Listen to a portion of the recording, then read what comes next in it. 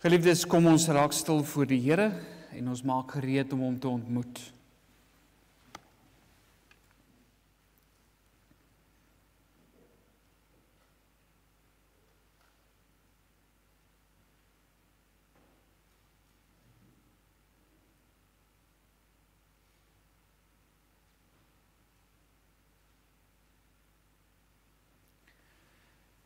So sê die Here, jou verlosser, die Heilige van Israel. Ek is die Here jou God, wat jou leer wat heilsaam is en wat jou lei op die weg waarop jy moet gaan. Geliefde gemeente, genade en vrede word vir julle vermeerder deur die kennis van God ons Vader en van Jesus Christus ons Here deur die kragtige werking van die Heilige Gees. Kom ons antwoord op die groet van die Here en ons maak oop by Psalm 18, of dit gaan op die bord ook wees. Ons gaan die 1ste en die 14de vers saam sing van Psalm 18, waar ons spesifiek ons vertroue uitspreek. Natuurlik loof ons die Here, ons sê ons het hom hartlik lief, want hy is ons sterkte, menende hy is die een wat ons beskerm, hy is ons verweer, en die rede hoekom ons dit kan sê is, want die Heer is my rots, hy is my vestingsterk. Die gedagte dat God ons rots is 'n gedagte wat 'n mens baie optel. Dit is 'n metafoor veral in die psalms wat gebruik word om iets van God se onwankelbaarheid en oninneembaarheid as 'n vesting vir ons te beskryf. En dit is ook 'n gedagte wat uiteindelik in die Nuwe Testament baie keer na vore kom. Ons loof die Here vanmôre met Psalm 18 vers 1 en vers 14 en ons eer hom as die rots by wie ons skuil.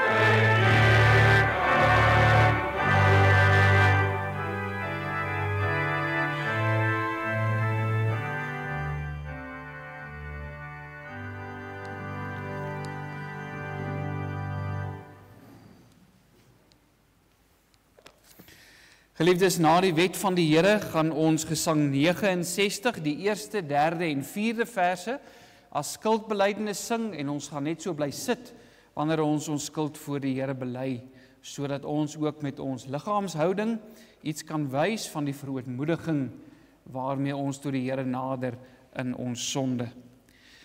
Ons luister vanmôre na die wet van die Here uit Eksodus 20.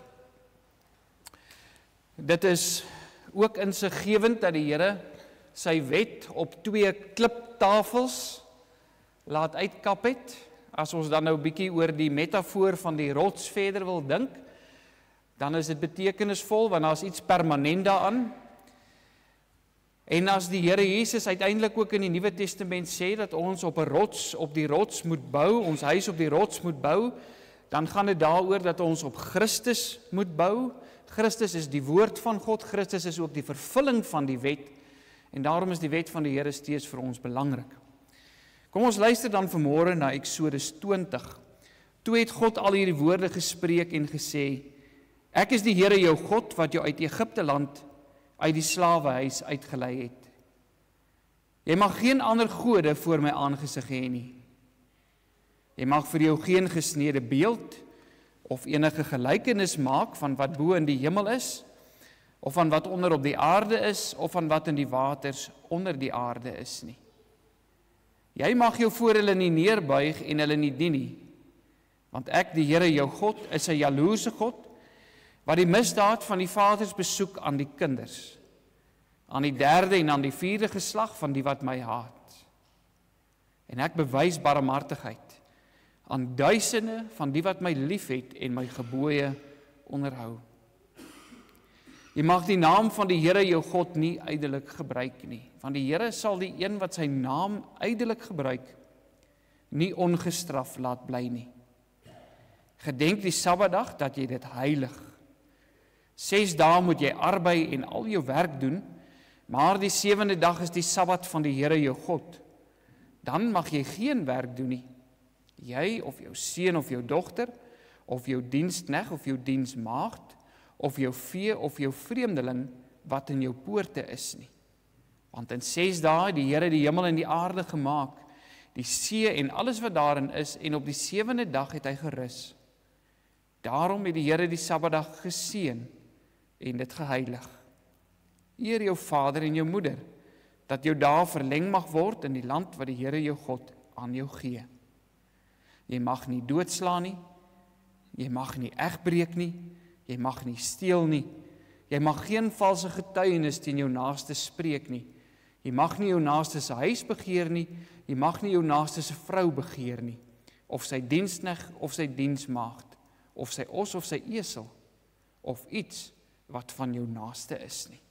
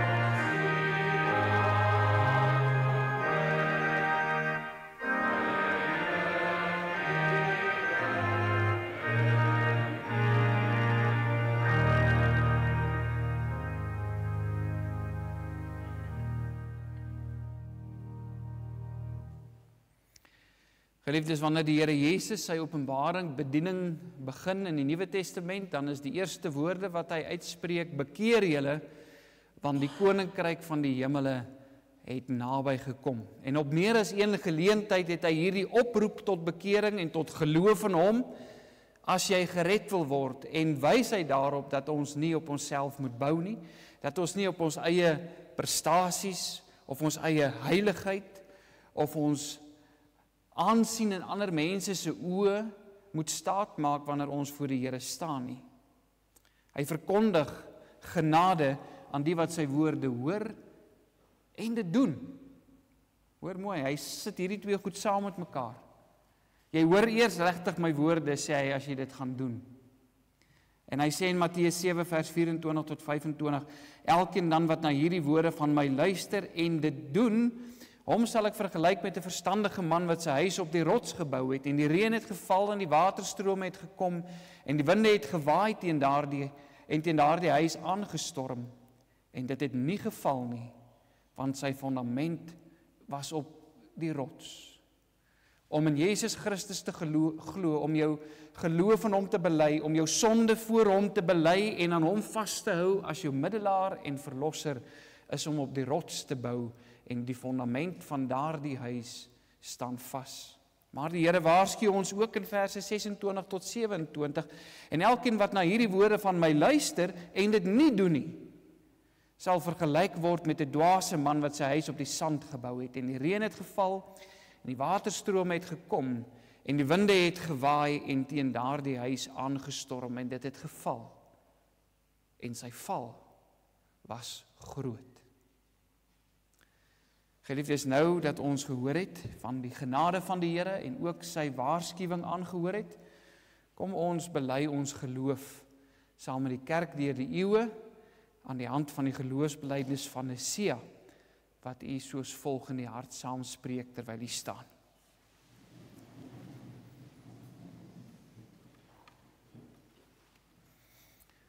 Ek glo in een God, die almagtige Vader, die skepper van die hemel en die aarde en van alle sienlike en onsienlike dinge.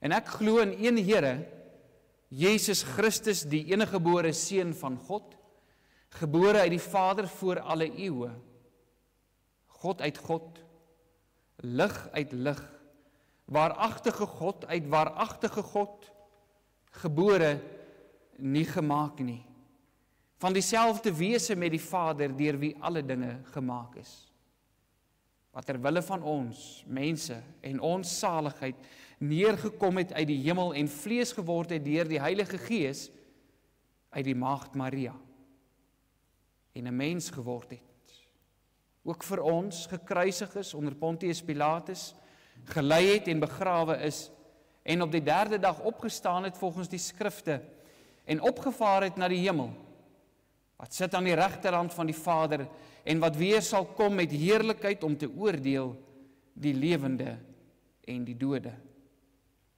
wie se ryk geen einde sal hê nie. En ek glo in die Heilige Gees, wat Here is en wat lewend maak, wat van die Vader en van die Seun uitgaan, en wat saam met die Vader en die Seun aanbid en verheerlik word, wat gespreek het deur die profete. Ek glo aan een heilige, algemene en apostoliese kerk. Ek bely een doop tot vergifnis van sondes, en ek verwag die opstanding van die dode en die lewe van die toekomstige eeu. Amen. U kan sit.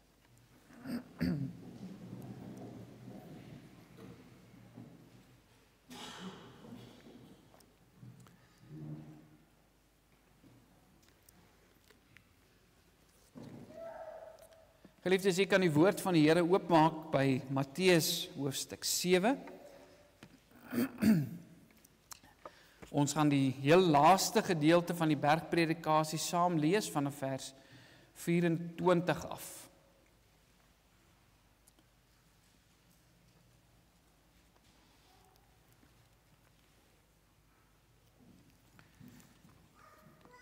Maar soos wat u weet, is ons ook besig met 'n reeks in hierdie adventtyd uit Jesaja 9 uit.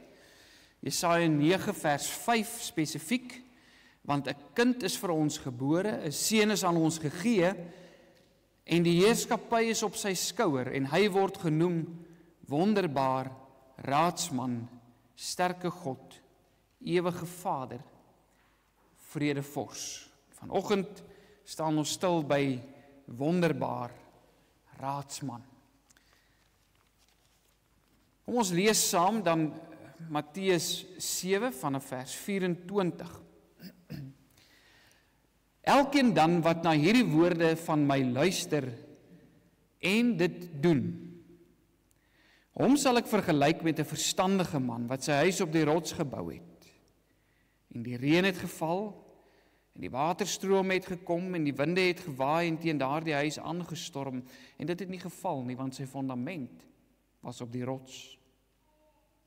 En elkeen wat na hierdie woorde van my luister en dit nie doen nie, sal vergelyk word met 'n dwaase man wat sy huis op die sand gebou het.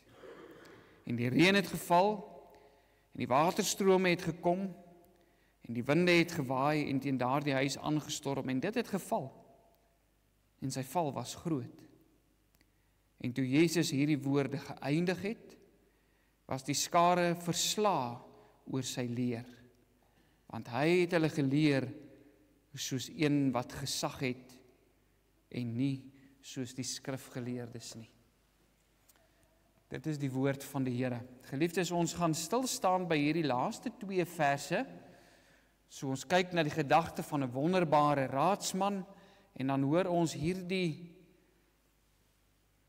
kommentaar wat Matteus aan die einde gee, en toe Jesus hierdie woorde geëindig het, was die skare versla oor sy leer, want hy het hulle geleer soos een wat gesag het, en nie soos een van die skrifgeleerdes nie. Kom ons bid saam.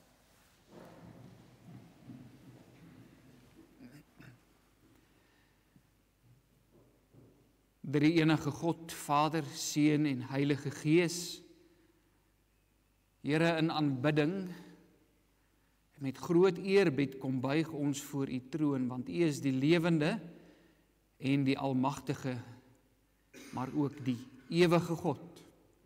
U het nie begin of einde nie. U is die een wat is, wat was en wat kom.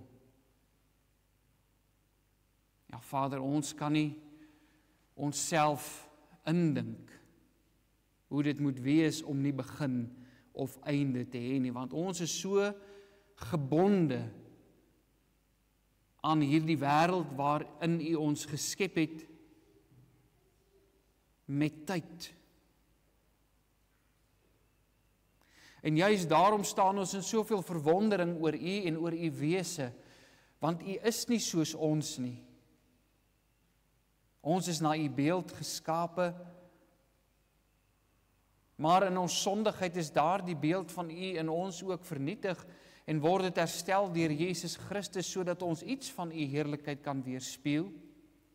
Maar tog kan ons nie u ten volle begryp nie.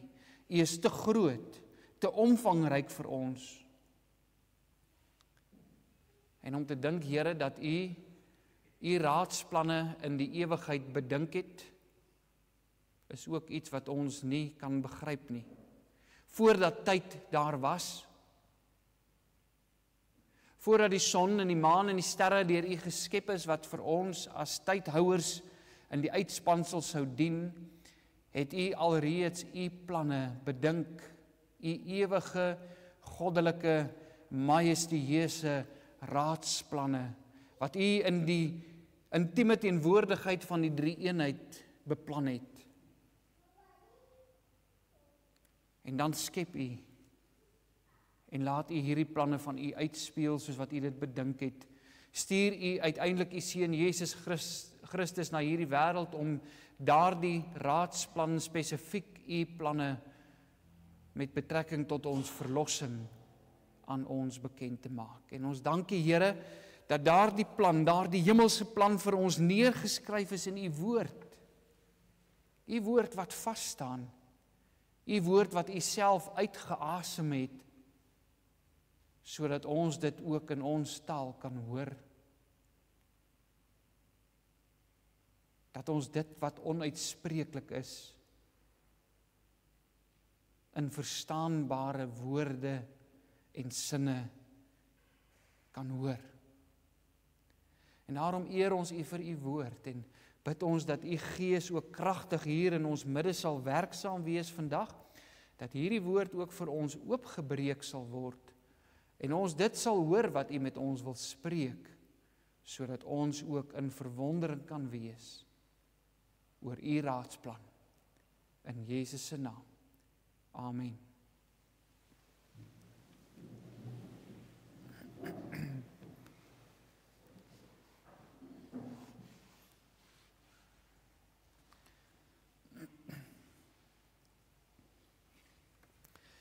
Geliefde gemeente van ons Here Jesus Christus, ons gaan voort met die reeks uit Jesaja 9 vers 5 en ons het tydens die eerste geleentheid, daar was nou so 'n bietjie van 'n onderbreking, maar die kersangdiens was tussenin gewees. Maar by die eerste geleentheid het ons stilgestaan by die gedagte dat God homself in die beloofde kind aan ons gegee het, sodat ons uit duisternis en doodskaduwee gered kan word. Vanoggend begin ons om te kyk na die verskillende name wat daar vir hierdie kind, die Messias koning, in hierdie gedeelte gegee word. Nou, dit is baie belangrik dat ons sal verstaan dat die name waarmee die kind hier beskryf word, nie bedoel is om die wese van hierdie kind te beskryf nie, maar eerder om sy aard en sy karakter te beskryf. Want dink daaroor, as dit sy wese sou beskryf, dan beteken dit, as ons later kom by die benaming wat sê hy is 'n ewige Vader, dat ons sê hy is die Vader. Nou ons sal dit later verduidelik wanneer ons by daardie spesifieke gedeelte uitkom. So dit kan nie sy wese beskryf nie, dit beskryf sy aard en sy karakter. Ons praat ook so, u sou al gehoor het, die van u wat nou weet wie Dani Gerber is, en die ouer garde hier onder ons, sal weet, daar word baie keer na Dani Gerber verwys as die prins van die Springbok Centers. En miskien het u al gehoor dat iemand verwys na die Duitse generaal van die Tweede Wêreldoorlog, Erwin Rommel, as die Desert Fox. Of dat daar na iemand soos Elvis Presley verwys word as die koning van rock and roll. Nou as ons so praat, dan beteken dit nie Dani Gerber was regtig 'n prins gewees nie, of dat Rommel 'n jakkals is, of dat Elvis 'n koning is nie. Ons probeer iets beskryf van hulle karakter, iets van wie hulle was, iets van dit wat hulle laat uitstaan het en wat hulle anders gemaak het, nie waar nie. Dani Gerber byvoorbeeld word as die prins van die Centers beskryf, omdat iets van die karaktereienskappe wat jy by 'n prins kry, in sy spel as 'n rugbyspeler teenwoordig was. 'n Prins is die belangrikste persoon gewees. Daar's nie nog so iemand nie. Dis die troonopvolger gewoonlik in 'n koninkryk. Hy's omring met swier en met majesteit. En dis hoekom dit as 'n beskrywing gebruik word vir iemand soos Dani Gerber, want sy spel was vol flair gewees. Hy het baie goed gespeel en nou nog word hy beskryf as die beste senter van alle tye. Op dieselfde wyse beskryf hierdie name vir ons hoe hierdie Messias koning sal wees. Nou, u sal ook oplet, geliefdes, dat dit lyk asof ek die eerste twee benamings nou saam behandel in hierdie preek, want as ons in die ou vertaling lees, wat nou ons vertaling is wat ons hier gebruik, dan lees ons wonderbare raadsman, sterke God. Of eintlik wonderbaar raadsman, sterke God. So dit lyk asof dit verskillende titels is wat beskryf word. Nou in die Hebreëus word hierdie eerste twee benamings eintlik as een benaming hanteer. Sodat as jy in die 2020 vertaling of baie van die Engelse vertalings kyk, dan sal jy agterkom dat hulle bloot 4 titels vir die Messias koning gee. So hierdie ene is dan wonderbare raadsman, soos wat dit ook in die 2020 vertaal word. En die rede, mense vra nou maar, hoekom is daar dan nou 'n komma in die ou vertaling ingesit? Wonderbaar, raadsman. En in die King James Version is daar ook 'n komma in. En dit is eintlik maar stilisties. Dit gaan daaroor dat hierdie 'n poëtiese gedeelte is en 'n komma help met die ritme van die teks, van 'n poëtiese gedeelte. Jy kan dit tog hoor. Wonderbaar, raadsman, sterke God, ewige Vader. As ek nou moet sê wonderbare raadsman, sterke God, dan is daai ritme opgebreek. En dit is bloot waaroor daar 'n komma ingesit is.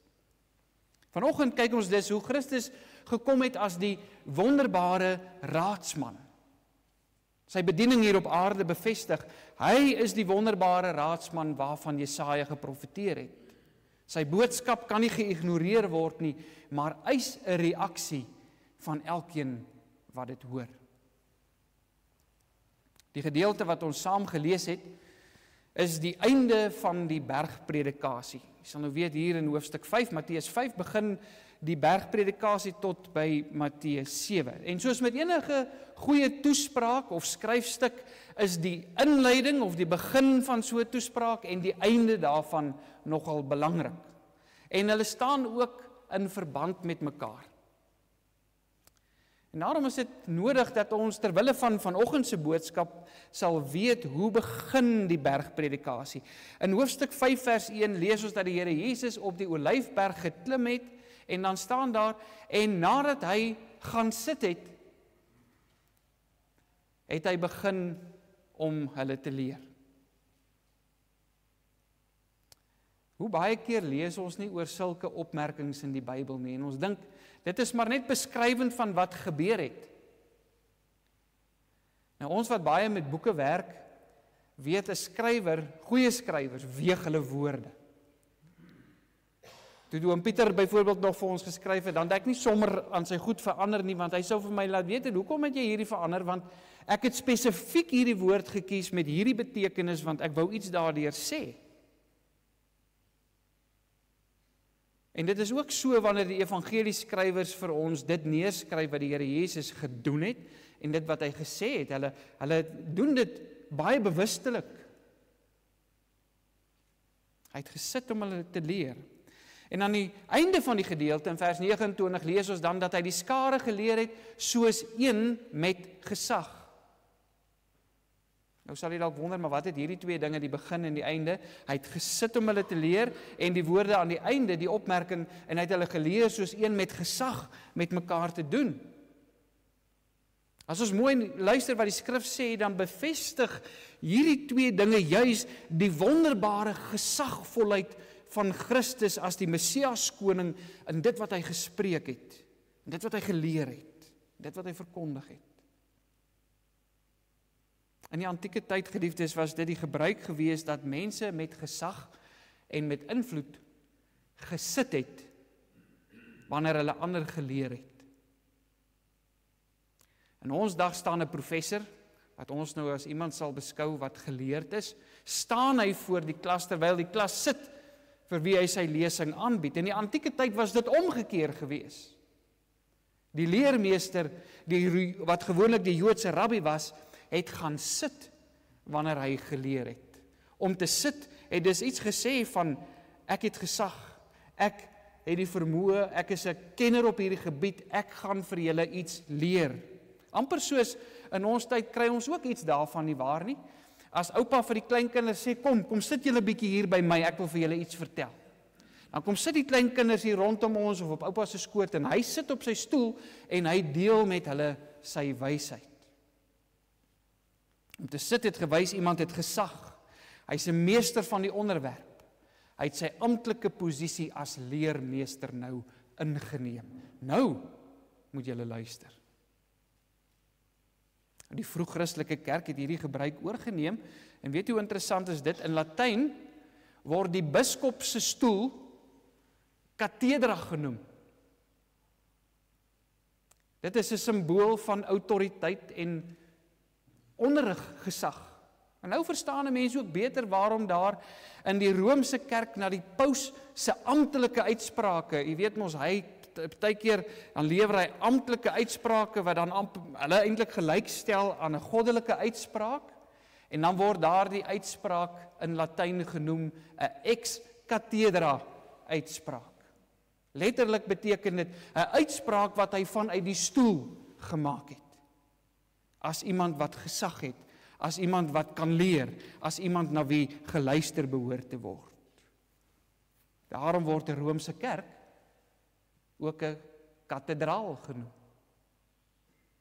Want die Romeinse kathedraal bevat die stoel van die biskop, van waaruit hy met gesag die woord van God leer. Middeleeuse universiteite wat uit die kathedrale en uit die kloosterskole gegroei het hierdie simboliek oorgeneem. Die stoel van die professor is geassosieer met die feit dat hy 'n meester en 'n kenner van sy vakgebied is. Die reg om te mag leer en die formele amp van professor was alles gekoppel aan die stoel van die professor. En ons gebruik vandag nog die uitdrukking, nie waar nie? As ons sê iemand is aangestel as 'n professor, dan sê ons so iemand beklee die leerstoel vir dogmatiek, byvoorbeeld by die teologiese skool. Om op hierdie stoel te sit is dis sinoniem vir 'n posisie van akademiese gesag. So teen hierdie agtergrond verstaan ons waarom Jesus gaan sit het om hierdie belangrike preek van hom te gee, en aan die einde van hierdie preek bevestig Matteus dat hy hulle geleer het soos iemand met gesag. Hy het dus nie net aan die begin van die preek gemaak asof hy soos een van die rabbies is nie. Toe hy klaar is, toe sê die mense, hy is een met gesag. En as 'n mens deur die evangelies blaai, dan is dit opvallend, en jy gaan nou gaan soek daarvoor, ek weet jy gaan, as jy nou weer deur die evangelies lees, op hoe baie plekke die Here Jesus gaan sit het om te leer. En weet jy waar is die heel eerste plek waar ons daarvan lees, is toe hy 12 jaar oud is. Toe hy in Jerusalem kom vir die Paasfees, het hy gaan sit tussen die fariseërs en die skrifgeleerdes in die tempel, en hy het hulle uitgevra, en dan lees ons, en hulle was verbaas oor sy verstand en sy antwoorde. Hulle was verbaas oor sy verstand en sy antwoorde. En dan later lees ons ook dat die Here Jesus uit die boekrol van Jesaja uit vir hulle voorgelees het, en dan lees ons ook daar, nadat hy vir hulle voorgelees het uit die boekrol van Jesaja, het hy gaan sit om vir hulle die uitleg daarvan te gee. 'n laaste belangrike saak wat ons nie in hierdie gedeelte moet miskyk nie, geliefdes, is die feit dat die Here Jesus hierdie preek van hom op die Olyfberg gee. In die preek verduidelik die Here Jesus dat hy die vervulling is van die wet en die profete, en hy gaan in diepte in op baie van die 10 gebooie, as hy vir die volk sê, julle het gehoor dat daar geskrywe staan, of dat daar gesê is, maar ek sê vir julle, en dan het hy die ware betekenis, die diepste betekenis van die wet eintlik vir hulle uitgelê. Daar is 'n duidelike verband hier tussen Sinai, toe Moses as profeet van God die wet van die Here met gesag aan die volk bekend gemaak het, en die Here Jesus wat hier die ware betekenis van die wet as ons hoogste profeet en leraar met soveel gesag kom bekend maak dat dit mense in verwondering gelaat het. Ja, die skare was verwonderd, hulle was stom geslaan oor wat hy geleer het, want dit was so anders as die rabbies van hulle tyd gewees. Natuurlik was die skrifgeleerdes en die fariseërs ook gesaghebbende, godsdienstige figure gewees, maar hulle gesag was anders, en hierin het die andersheid gelê. Wanneer 'n rabbi sy gesag as godsdienstige geleerde wou wys, dan het hy dit op 2 maniere gedoen.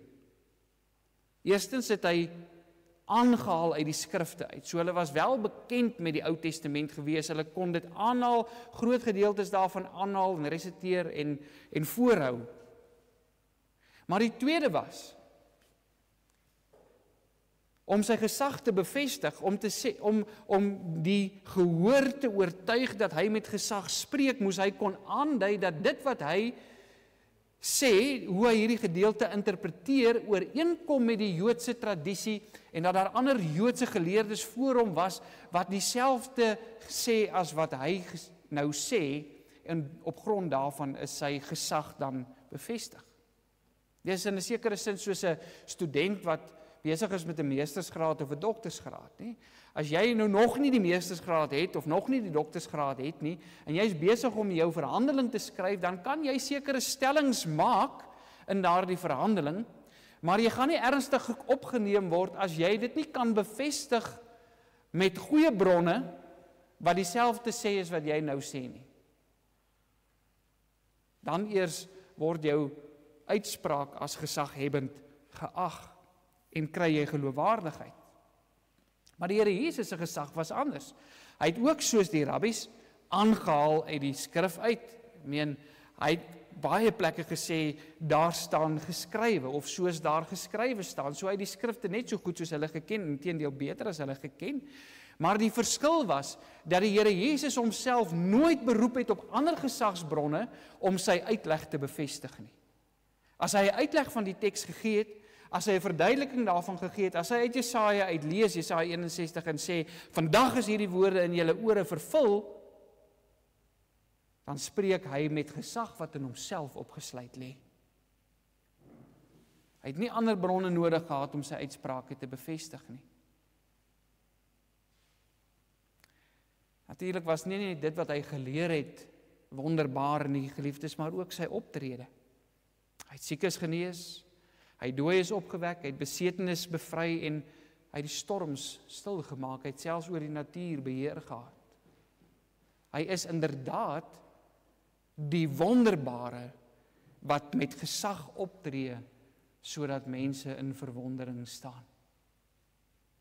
So as ons dan nou sy gesag kan bevestig uit hierdie gedeelte uit, dan moet ons baie mooi dink voordat ons besluit, ons gaan nie luister na wat hy sê nie. Of ons gaan net die helfte toepas. Of hier ietsie neem en daar ietsie neem. Want ons behoort hom ernstig op te neem. Wat hom veral wonderbaar gemaak het, was die feit dat hy as raadsman God se verlossingsplan aan ons bekend gemaak het. In Johannes 1 vers 18 verklaar Johannes, niemand het ooit God gesien nie, die eniggebore seun wat in die boesem van die Vader is, die het hom verklaar. Letterlik sê die Grieks daar, het hom kom bekendstel. Die Here Jesus kon met soveel gesag optree soos wat hy gedoen het, want hy is die raadsman. Hy is gestuur as die een wat die wil van die Vader, ja, wat die Vader self aan ons kom openbaar het. Vir ons kom wys het, wie is die Vader. Hy sê ook, ek en die Vader is een. Wie my gesien het, het die Vader gesien. Hy is immers God. Die skrifte getuig van hom, en daarom lê hy dit ook so uit. In die bergpredikasie breek hy die diepste betekenis van die wet oop. En dan sê hy ook oor homself, hy sê dat hy die vervulling daarvan is. Ek het gekom om die wet en die profete te vervul.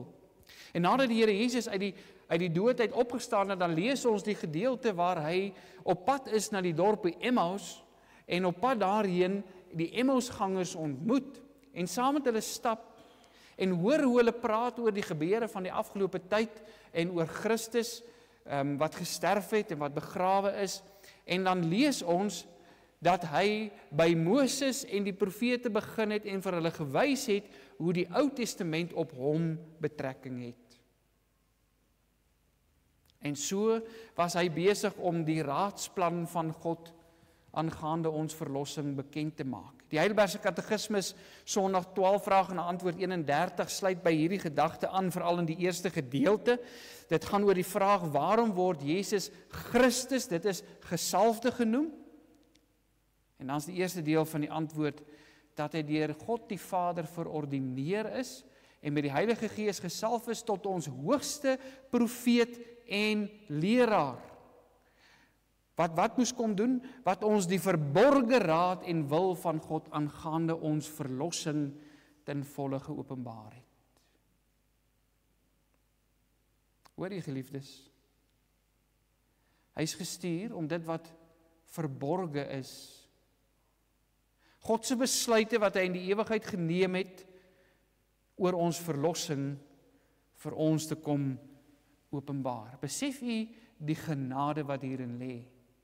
Maar besef u ook die eksklusiwiteit van dit wat hier gesê word? Jy gaan dit nie op 'n ander plek kry nie. Jy gaan nie op 'n ander plek hoor, hoe kan jy gered word nie? Want wie anderster is 'n raadsman van God? Wie anderster was in die troonsale van die drie-eenheid gewees? Wie was daar toe God besluit het, so sal dit wees? Wie beter kan dit aan ons kom bekend maak as hy wat God self is en vlees geword het? Daar kan vir ons gesê word vandag, ja, maar die Christelike godsdienst is maar een van baie godsdienste en eintlik het elkeen maar net 'n ander pad teen die berg op, 'n ander vorm van wysheid. En as ons maar net bly by die beginsels van elkeen van hierdie godsdienste, dan sal ons min of meer op dieselfde plek uiteindelik eindig. Die skrif, soos bevestig word deur die katekismes hier, sê vir ons nee. Jesus is die wonderbare raadsman, omdat hy 'n raadsbesluit, hy is die enigste een wat hierdie raadsbesluit aan ons kan kom bekend maak. Hy is die enigste een by wie ons kan uitvind hoe om gered te word. As Christus nie gekom het nie, as hy nie hierdie dinge aan ons geopenbaar het nie, as hy nie deur sy Heilige Gees ons oë oopgemaak het, sodat ons die skrifte kan verstaan, soos wat hy die Emmausganger se oë geopen het nie, sal ons nie weet hoe om verlos te wees nie. Ons sal in die duisternis bly rondtas. In Johannes 8 vers 26 verklaar Jesus dat hy gekom het om dit wat hy by die Vader gehoor het, tot die wêreld te spreek. Dit wat in die troonsale van die hemele oor ons verlossing besluit is, die raadsplan waarop voor die grondlegging van die wêreld ooreengekom is, dit het die wonderbare raadsman van God aan ons kom bekend maak. Dit is vir ons opgeteken. Dit is hier in die Bybel vir ons opgeteken. En daarom verklaar die Here Jesus ook in Johannes 14 vers 6 en sê hy, ek is die weg en die waarheid en die lewe. En niemand kom na die Vader behalwe deur my nie. Maak nie saak wat wie sê nie. Maak nie saak wat moderne filosofiese strominge vir ons sê nie. Ek is die weg en die waarheid en die lewe. Wie in my glo, sal die ewige lewe hê. Johannes Calvin gaan selfs nog verder en wys daarop dat die Here Jesus nie net God se verlossingsplan aan ons bekend gemaak het nie, maar dat hy dit ook kom uitvoer het. So hy kom preek nie net daaroor nie, hy kom doen dit. In 'n sekere sin sluit hy aan by dit wat hy hier sê. Elkeen wat my woord hoor en dit doen. Hy verkondig die woord, maar hy doen ook dit waarvan hy preek. Al die geskrifte getuig van hom en wys hoe hy die een is wat sy volk uit slawerny, uit die land van duisternis en doodskaduwee sou verlos en die beloofde land sou inlei. Hy gee nie net raad nie, maar deur sy verlossingswerk aan die kruis op Golgotha sorg hy dat daardie raad van hom effektief is, betekenis kry. Selfs na die hemelvaart bly hy ons raadgewer wanneer hy sy Heilige Gees uitstort om by ons te wees en ons te herinner aan alles wat hy vir ons geleer het. Wie met hierdie wonderlike raad van die wonderbare raadsman te doen kry, so iemand bly nie onaangeraak nie. Sy raad, dit wat hy verkondig, roep altyd om 'n reaksie. In ons geleesde gedeelte wys die Here Jesus dat daar twee maniere is waarop 'n mens op hierdie woorde van hom kan reageer. En natuurlik ook wat die gevolg van elke reaksie is. Die eerste reaksie is die reaksie van elkeen wat na hierdie woorde van my luister en dit doen. Hulle word vergelyk met 'n verstandige man wat sy huis op die rots bou en wanneer die storms en die stormwinde daarteen ruk, dan bly dit staan omdat die fondament daarvan stewig is. Geliefdes, die beeldspraak is hier baie duidelik. Jesus Christus, sy boodskap wat hy verkondig het, die raad wat hy aan ons bekend gemaak het, is die rots. Ons lees in die gedeelte dat die mense verwonderd was oor sy leer, verbaas kan ons sê. Hulle was deur hom beïndruk. En tog sê die Here Jesus, dit is nie genoeg om deur my woorde net beïndruk te wees nie. My woorde behoort op jou 'n indruk te maak. In Engels gebruik die woord 'n impression. 'n Indruk wat jou verander, sodat jy nie meer dieselfde lyk nie. Om op die rots te bou beteken om sy raad te volg. En ons hoor dit, ons hoor baie keer hierdie gedeelte, hoeveel keer het jy al gehoor? En saam met die kinders die liedjie gesing, die wyse man bou sy huis op die rots. Maar wat beteken dit om te bou op die rots? Dit beteken om sy raad te volg. Om te doen wat hy sê. As hy sê dat elkeen wat in hom glo gered sal word, dan vra hy, voeg nou daad by die woord. Moenie net beïndruk wees met hierdie toespraak van my, hierdie preek wat ek gelewer het, hier uitstap en sê, dominee, wat 'n wonderlike preek, maar dan gaan jy maar net aan met jou lewe nie. As 'n finansiële raadgewer 'n mens kom toespreek en goeie raad oor finansies gee, help dit nie ons klap na die tyd vir hom entoesiasties hande, maar ons gaan pas niks toe van wat hy vir ons gesê het in ons persoonlike finansies nie. Die tweede aspek wat Christus hier beklemtoon is dat jy net veilig is as hy die fondasie van jou geloof is. Hy en dit wat hy geleer het. As jy op jouself bou, as jy op jou eie werke, op jou eie prestasies, op jou eie idees van Christendom gaan staatmaak, as jy 'n wêreldse idee van Christendom, die wêreld kom ons na ons toe soos wat Satan na Adam en Eva toe gekom het en sê, maar is dit nie ook so dat God gesê het? En dan word God se woorde net effens verdraai nie. En jy sal dit so baie keer hoor, dat daar 'n vorm van Christendom deur die wêreld aan ons opgedis word wat sê, maar is dit dan nie so dat Christendom veronderstel om liefdevol en verdraagsaam te wees byvoorbeeld nie? As dit jou idee van Christendom is, en jy nie bou op die rots, op die woorde en die uitsprake van Christus nie, as jy hom bloot beskou as maar net nog 'n raadgewer tussen so baie ander raadgewers waaruit jy kan kies, en as jy besluit, ek gaan hierdie raad van hom volg, maar ek gaan nie hierdie van hom volg nie, dan bou jy op jou eie wysheid. Dan bou jy op jou eie godsdiens. En dan gaan jou huisie dit nie maak nie. Want hy is nie soos die ander raadgewers nie.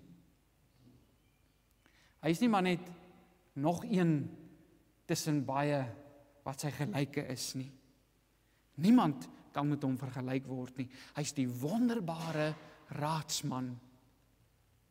As jy besluit om na sy raad te luister, as jy jouself volkome in gehoorsaamheid aan hom oorgee en doen wat hy vra en jou vertroue in hom stel,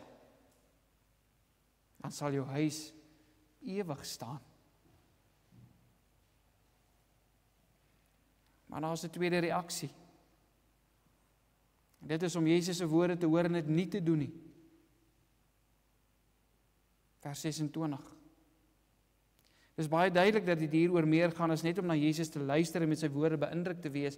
Om waarlik na hom te luister, om werklik sy woorde ter harte te neem, is om te doen wat hy sê.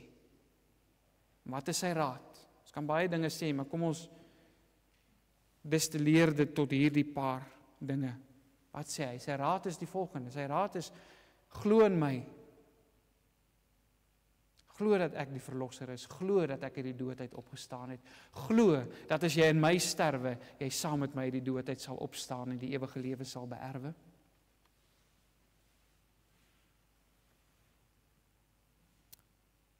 Wat sê hy nog?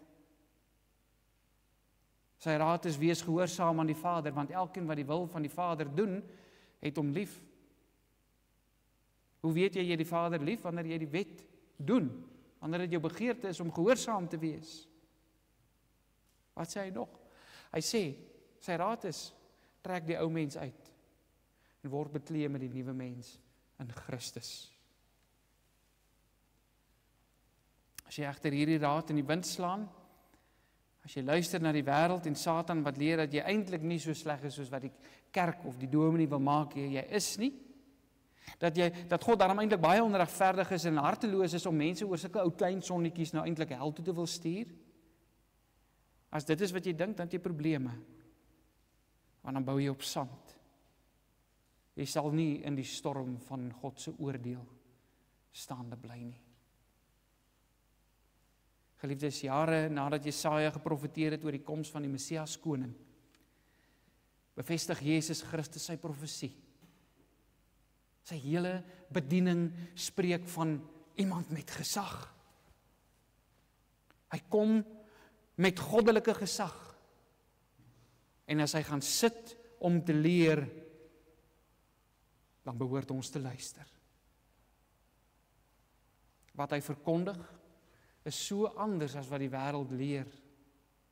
Dit laat mense in verwondering, want dit is 'n boodskap uit die hemel self. As ons wil weet hoe om gered te word, dan is dit waarna ons moet luister en dan is dit wat ons moet doen. Sy raad moet ons volg.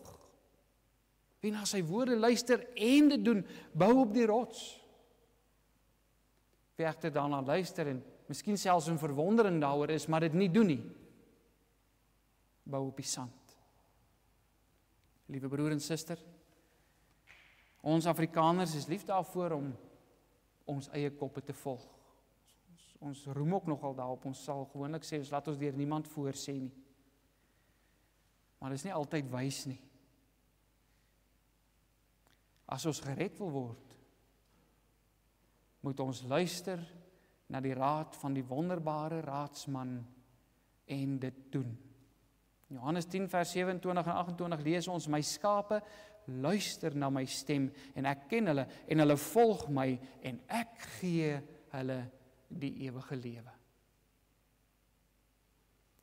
Laat ons dan elkeen vanoggend vir ons hierdie saak uitmaak. Waarop is ons huis gebou? Op die rots of op sand? Amen. Kom ons bid saam.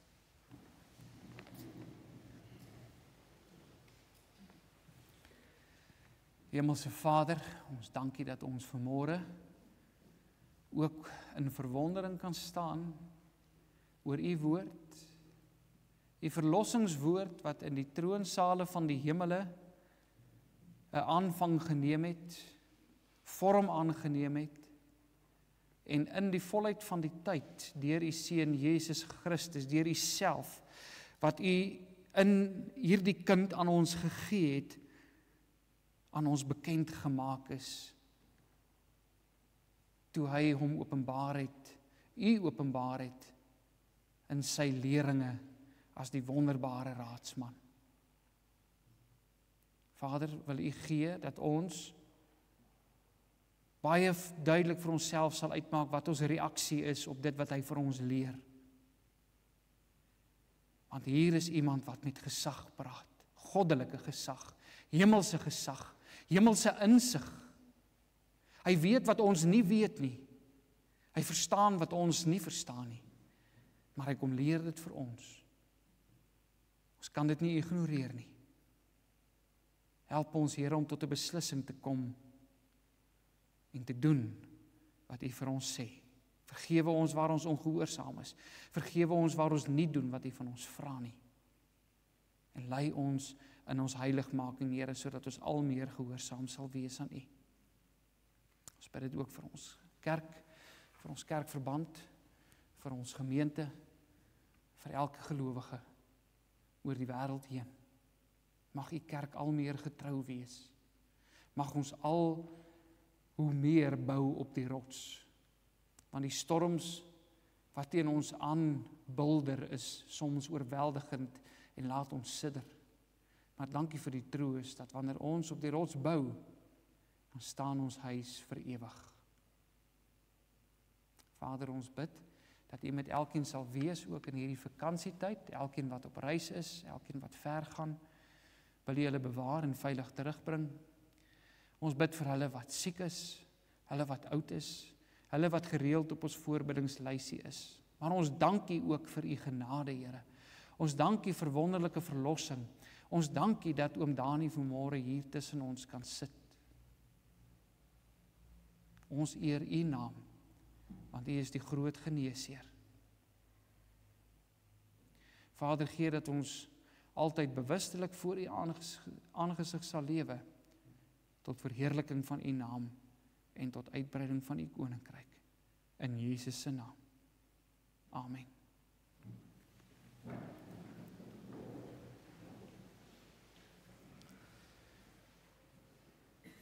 Geliefdes, ons gaan 'n diaken bevestig vanoggend. Broer Robert Gibbs het aanvaar as diaken. Rassie, ek het vergeet om dit deur te gee. As jy nou 'n bietjie tyd het terwyl ek met die formulier is, kan jy dalk Psalm 134 vers 4, maar andersins ons ken hom goed, so ons woorde te kan sing sonder die woorde ook. Robert, jy kan hier voor die kansel kom staan asseblief.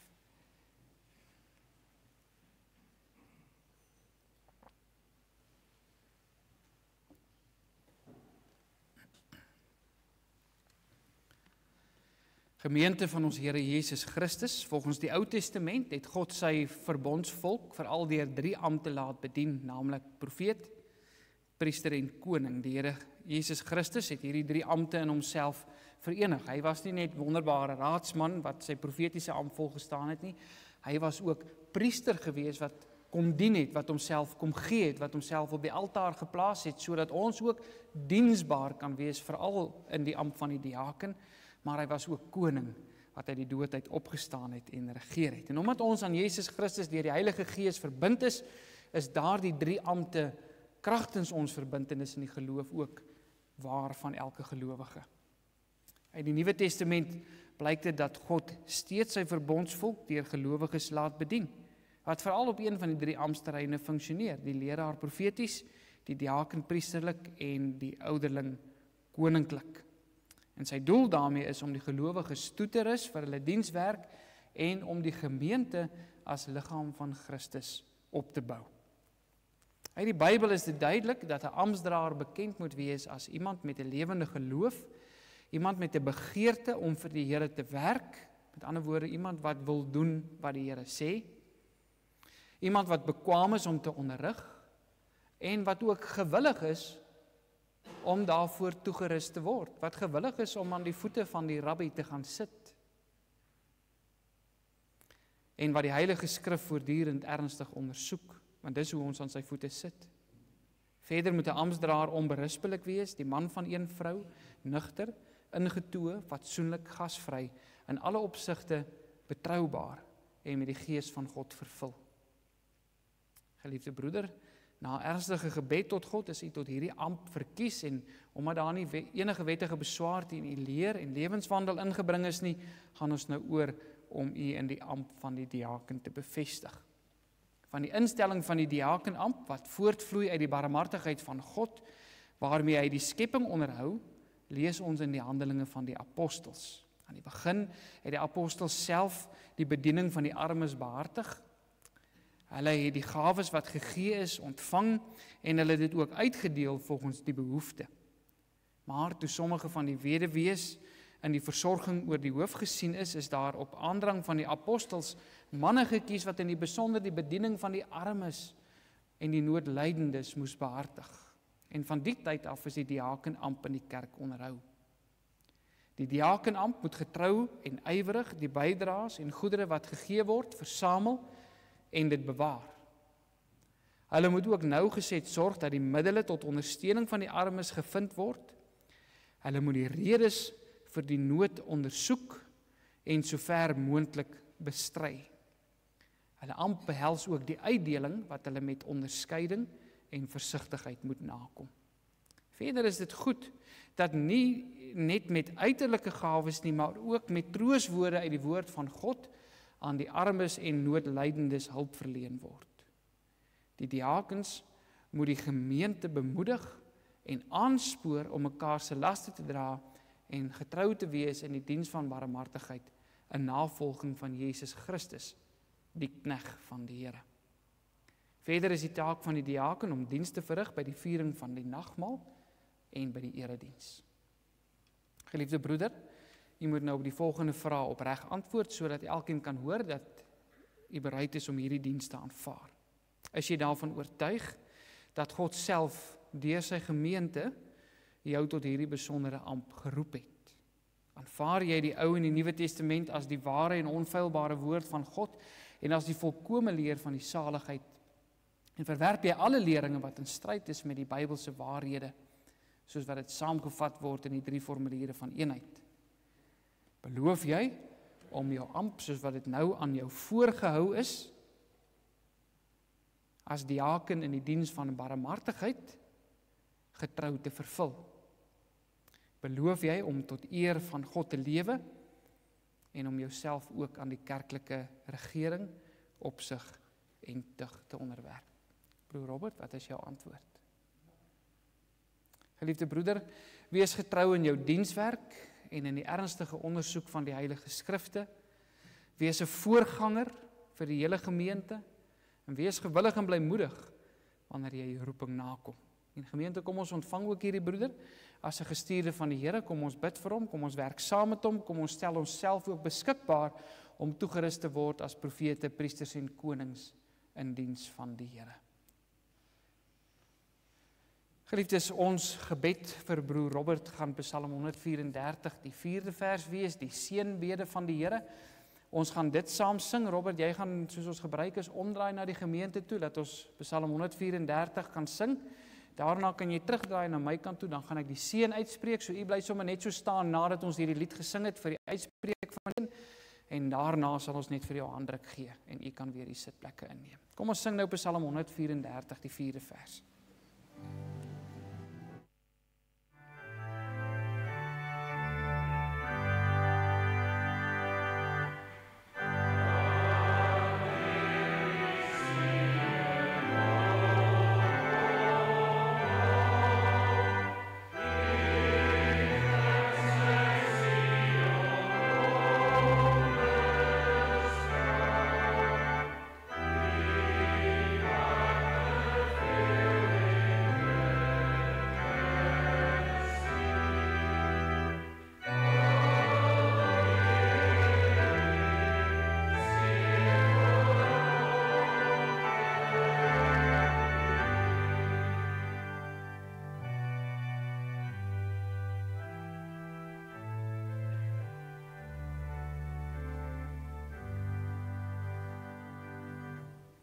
Ontvang nou die seën van die Here en gaan in vrede.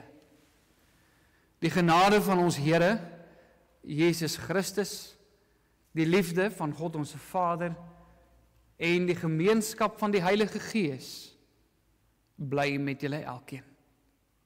Amen.